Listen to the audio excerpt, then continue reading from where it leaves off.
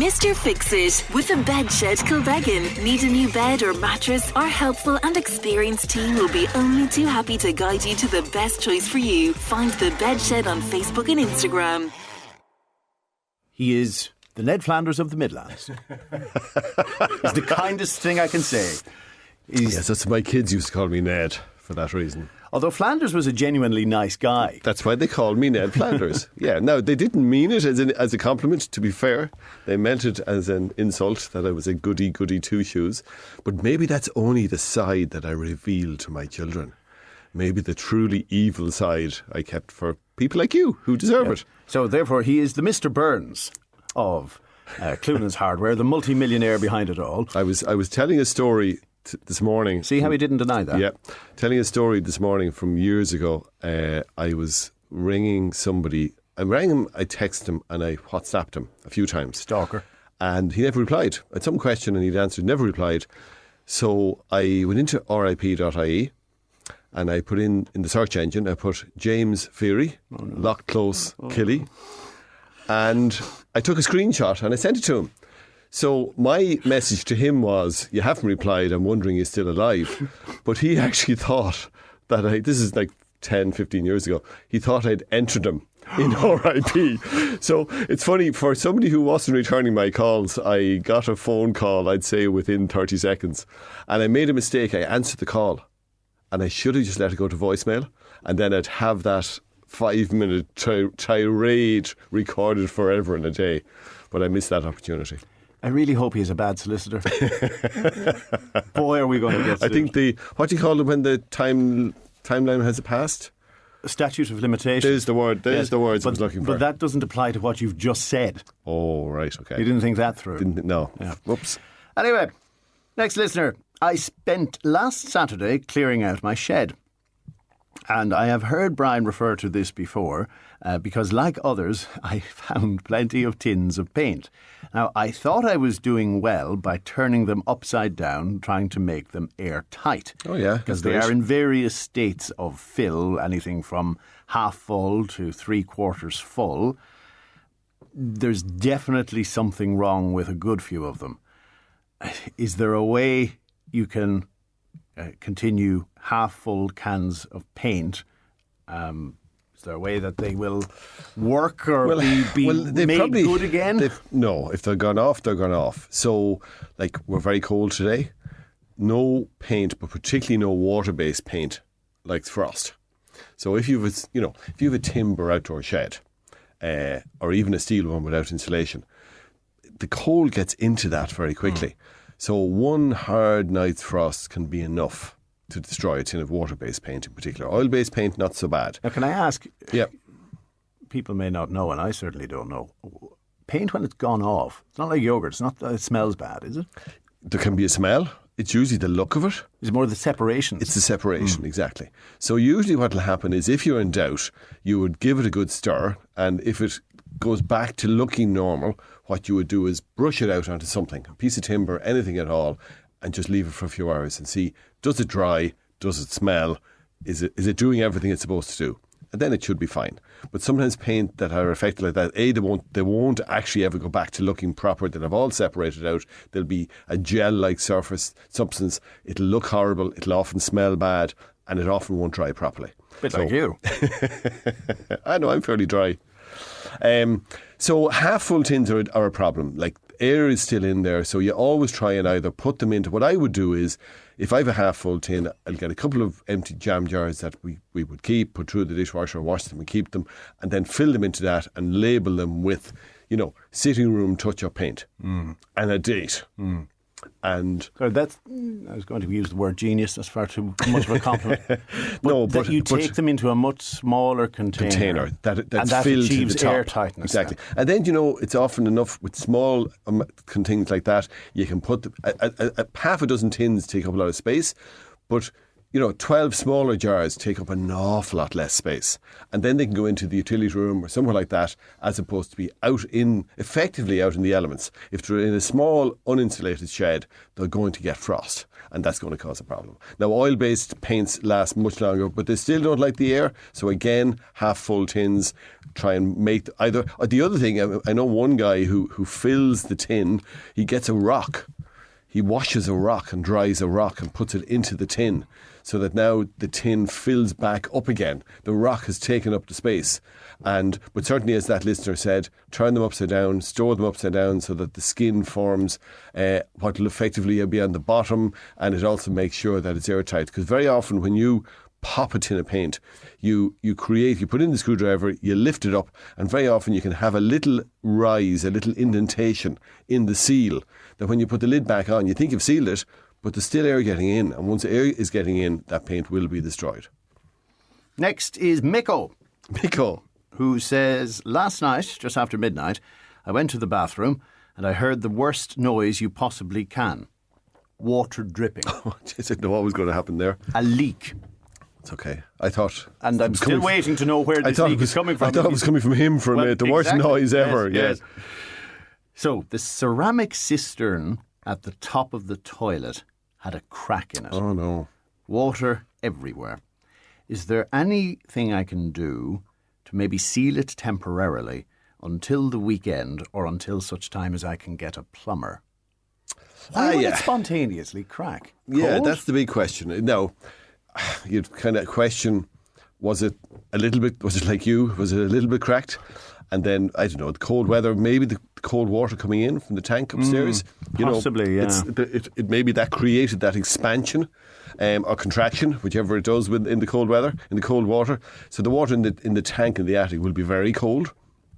And when it comes down then into the cistern, maybe just that weakness was there. I don't know.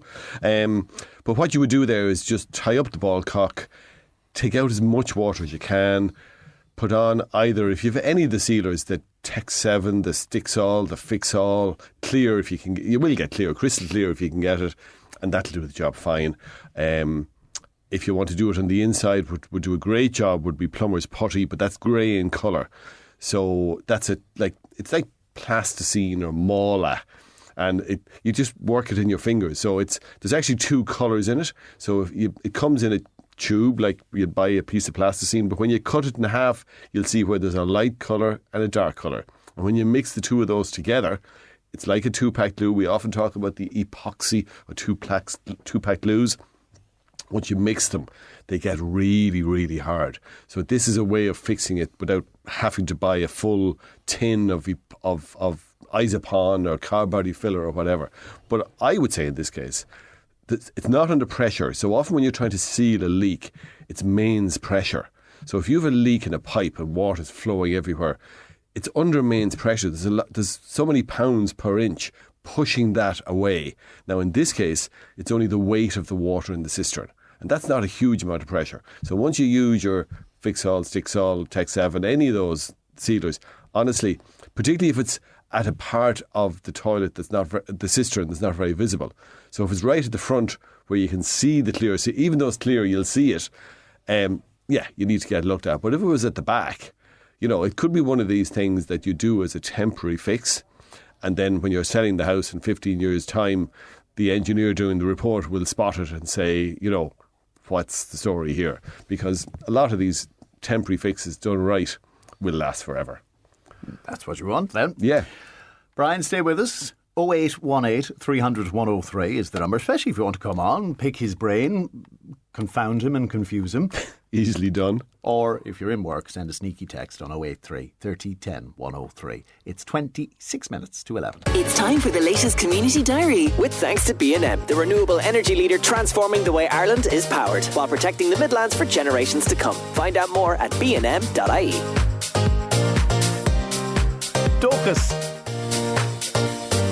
Docus Cancer Support invite you to their annual ladies' dinner on Friday the 5th of December in the Tullamore Court Hotel, 6:30, champagne reception, dinner starts at 7:30, and tickets are available from Choc Docus on 057 93 28268, and all of the proceeds benefit Docus Offaly Cancer Support. Moat Community Association would love to see you for their Christmas Bingo, which continues every Wednesday until the 17th of December. 8 o'clock Wednesday evenings, Moat Community Hall. Prizes each week worth €5,750, including a jackpot of £1,000. Page 10, £1,000, and flyer games, €400, plus sit beside prizes for even more chances to win. Look up Moat Sports and Recreation on Facebook. Samaritan's 35th annual Christmas concert will be held Thursday, December 11th at 8 in the evening in St. Peter and Paul's Church, Athlone. Tickets are €20 from Mulligan's, Roscommon Road, Cunningham's Pharmacy, or from Athlone Printing. Rahew Drama Group proudly presents A Living Will by Jim Keane on the 28th, 29th and 30th of November, 8 o'clock, Rahew Hall. And it's filled with delightful dark comedy, domestic drama and shocking twists. Patricia is on 086 3322 086. Michael English presents his Christmas church concert Friday the 5th of December, 8 o'clock in St. Bridget's Church, Ballinackill. Tickets are available from Eventbrite or Portlaoise Parish Centre. And finally for now, Coralstown Kinnegad GAA hold a monster Christmas drive-in bingo. Kinnegad GAA grounds Sunday the 30th of November from 2 o'clock.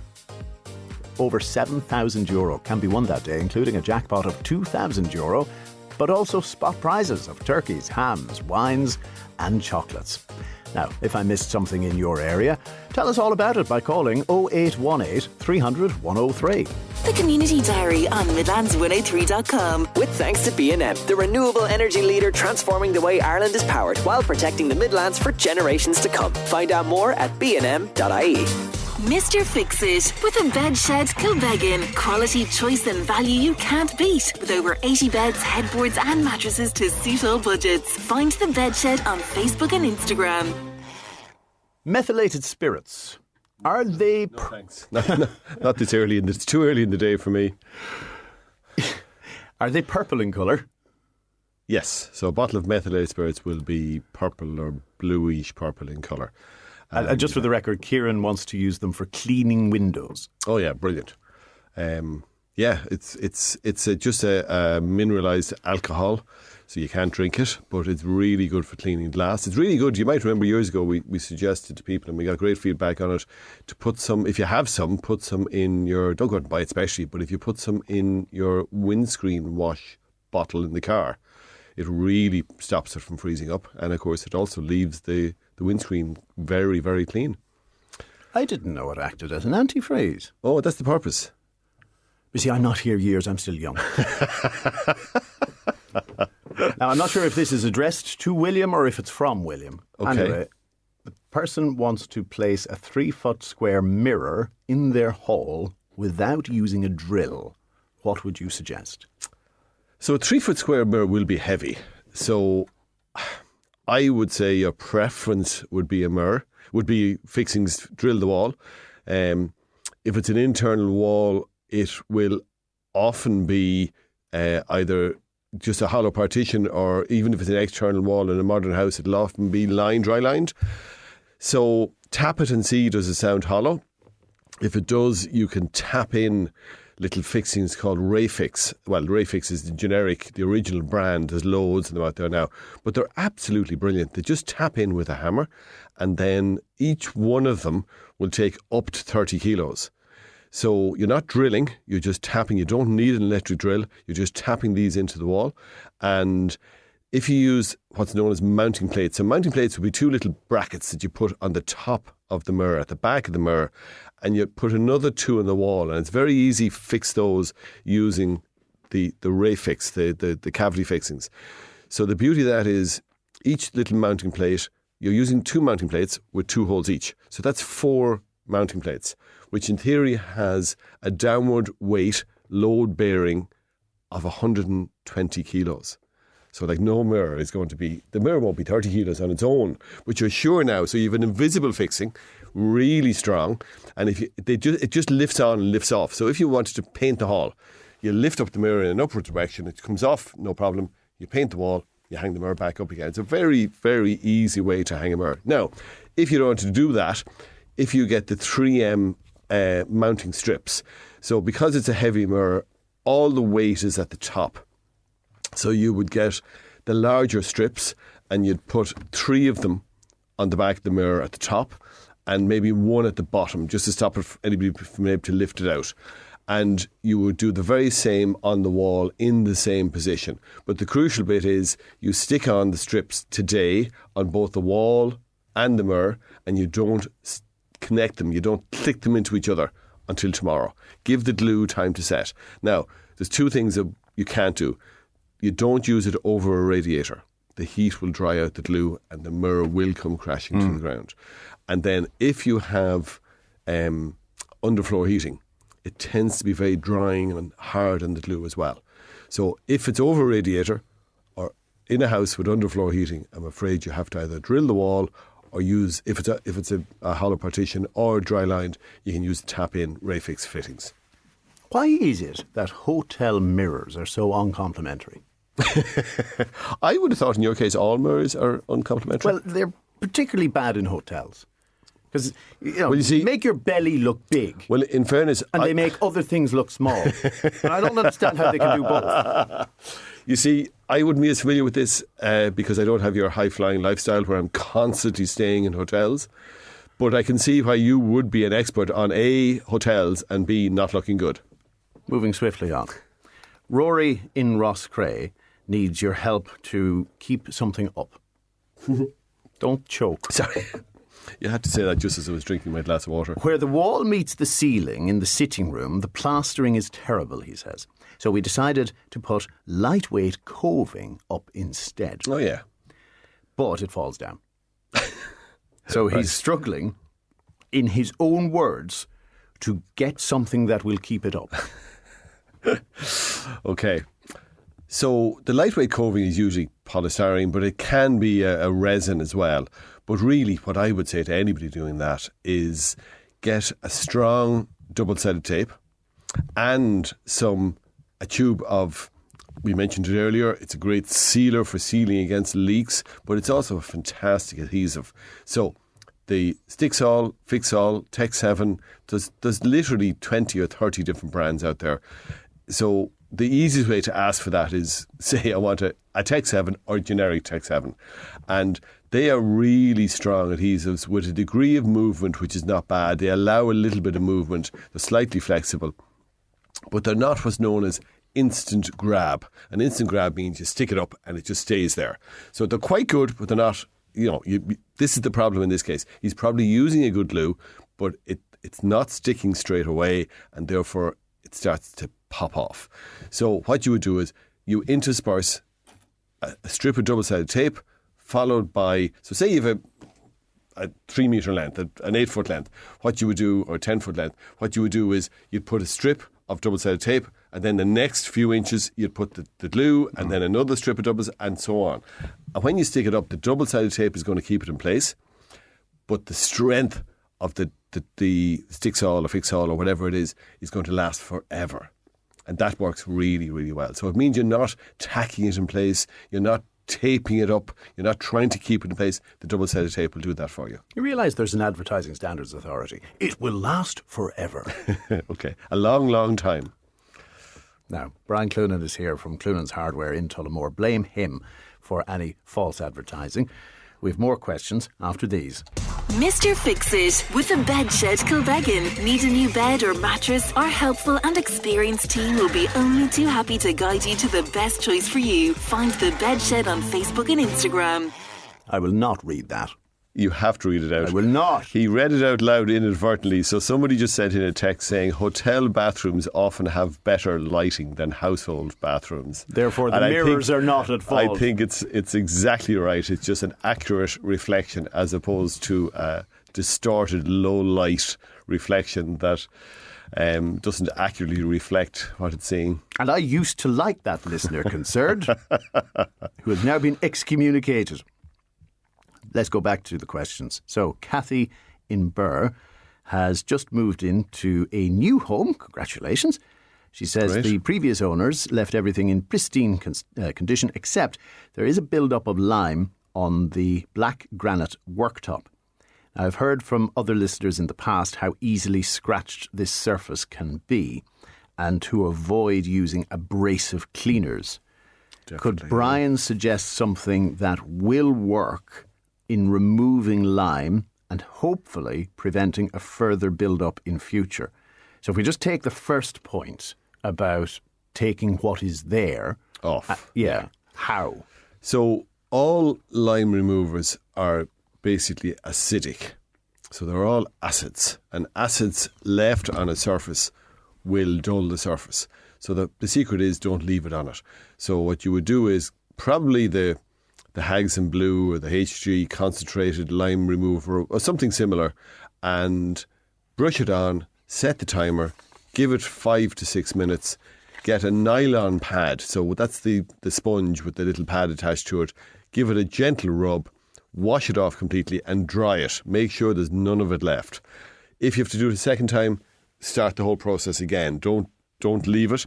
And when you get it as clean as you can wax those surfaces. So if you have a little bit of beeswax for your furniture, so that's in a jar or a tin, it'll be a solid, almost clear wax. So white, it'll look white, but it's clear when it goes on in a skim. And if you put that on, it will give a definite lift to your marble or granite worktop surface. It will also provide a little bit of protection, but it is something you need to do on a regular basis. So what you generally do is keep an old rag there and just, you can use the same rag again, 2 rags really, one for putting on and one for polishing. And often people will do it last thing at night. They'll put on a coat and then get up in the morning and just run. An old T-shirt is perfect because it's very soft and it's not going to scratch it in any way. And you will give a big lift to a surface like that just by giving it a polish every now and again. And it's the first time you've delivered that line without insulting the rag that I'm wearing. I think I've done it too many times. Lorraine says when she stands at her kitchen sink and looks towards the window, she always sees the garage door, which is aluminium and is not in great condition.